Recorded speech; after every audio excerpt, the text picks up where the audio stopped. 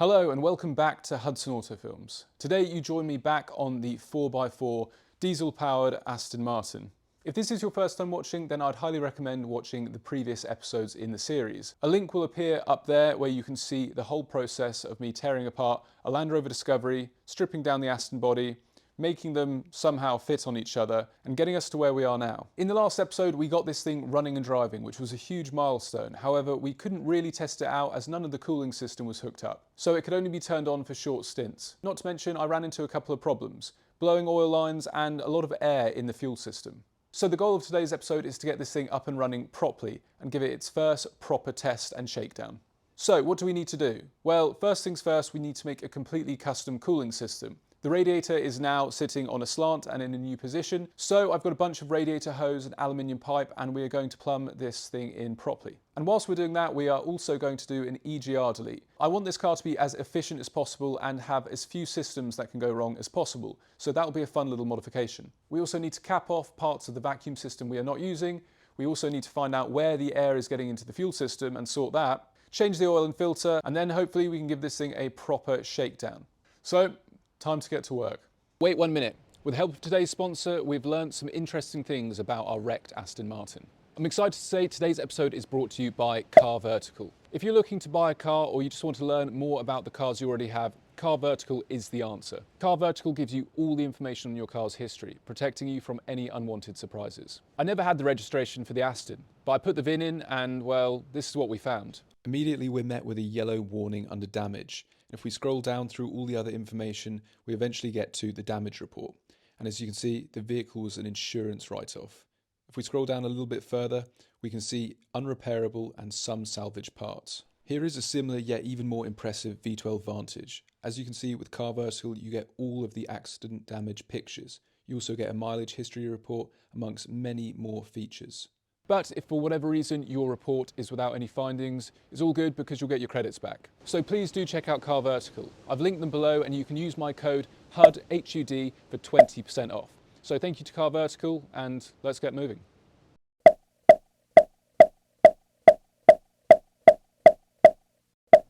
Okay, so here are the supplies. The aim of the mission is to get these outlets to meet up with these inlets. Sounds simple enough, but it probably won't be. I've measured everything up and I've tried my best to get the relevant materials, the right silicone hose angles, the amount of piping, all that sort of thing, but we shall see. The 2 long reels of piping I'm going to use on the lower portion, and then hopefully this slightly more intricate bit, which is more visible, I'll be able to use a combination of the aluminium pipe and the couplings. But before we do that, the first thing I want to do is the EGR delete, which is as simple as that pipe there and that little block off. All we need to do is remove the EGR valve, put on our block off plate, and then put a new line in which doesn't have a junction to the EGR. So let's do this.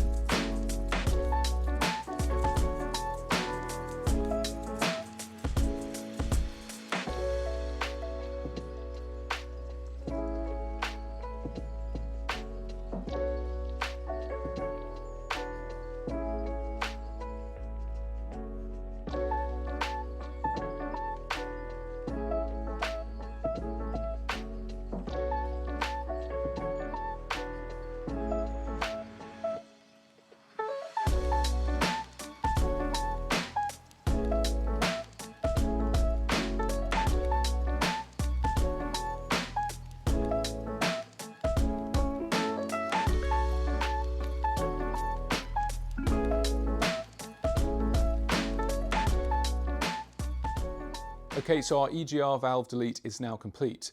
What I thought would be a 5-minute job was more like an hour, and that's because the 2 bolts that were holding it in essentially had welded themselves with rust to the manifold. So after trying to unbolt them and trying to knock around the EGR to get access to the bolts, which then rounded, we had to just cut everything.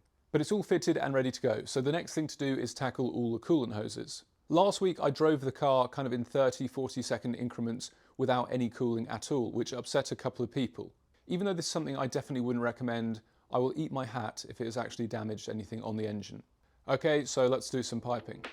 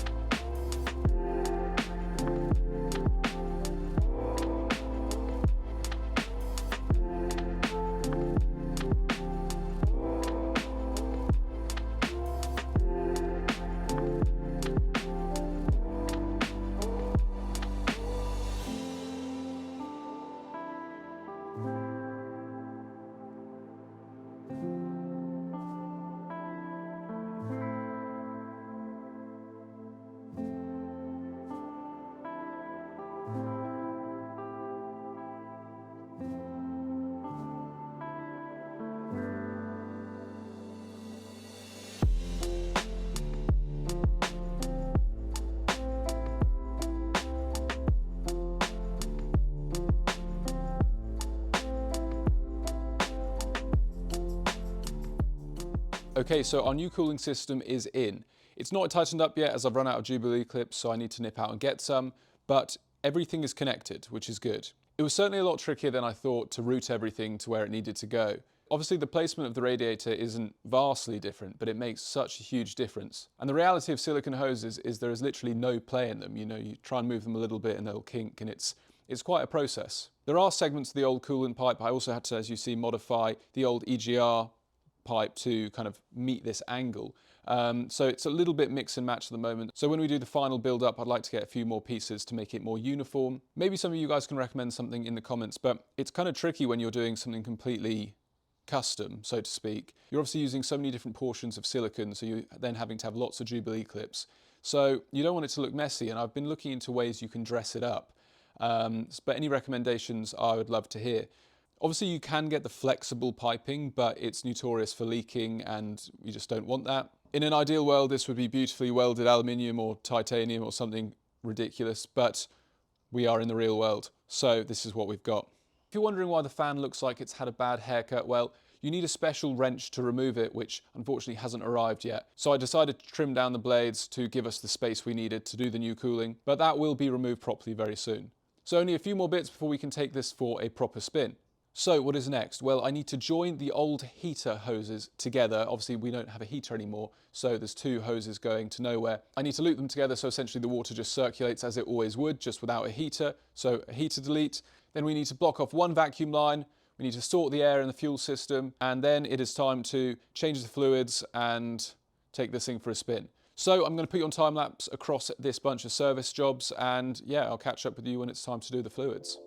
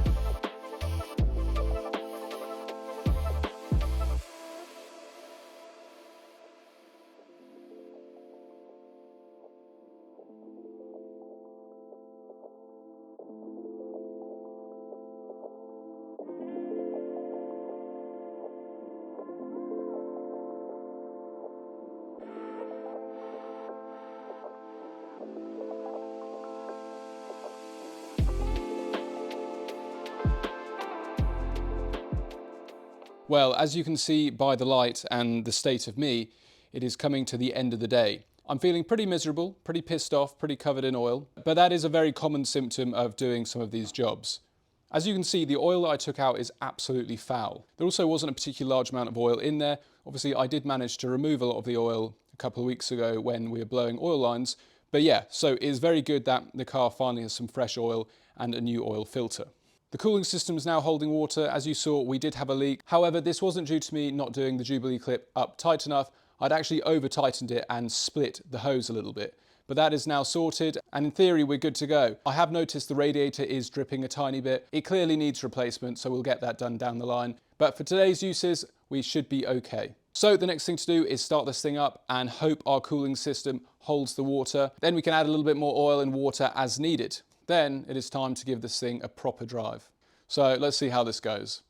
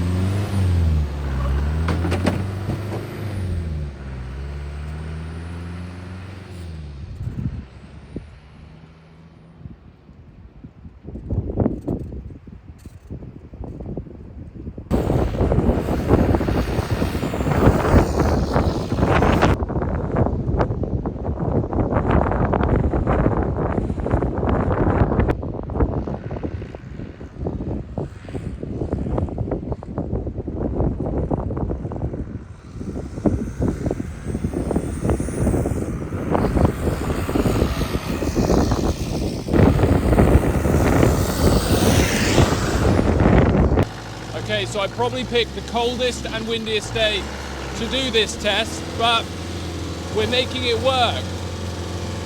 As you can see, the car is quite loud. Fucking hell. But it works.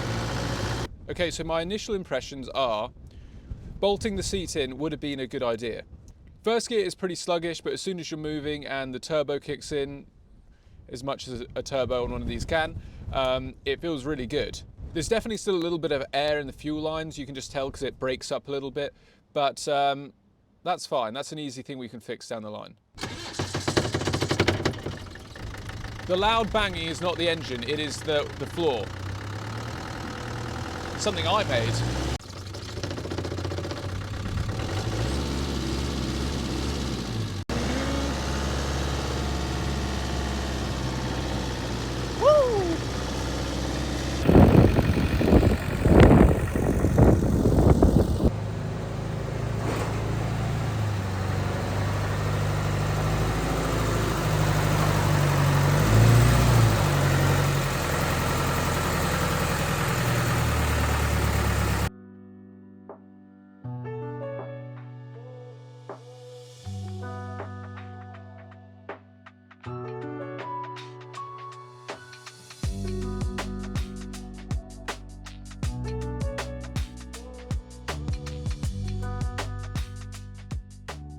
Well, there we go. It has been another successful and productive session on the Astrover. We can successfully tick off the EGR delete, the vacuum block off, the cooling system, except for maybe a little leak on the radiator, and finally some fresh fluids. To be able to actually test this thing is awesome. I know we did a small test a couple of weeks ago, but to be able to go through the gears, actually put my foot down and everything work is really, really cool.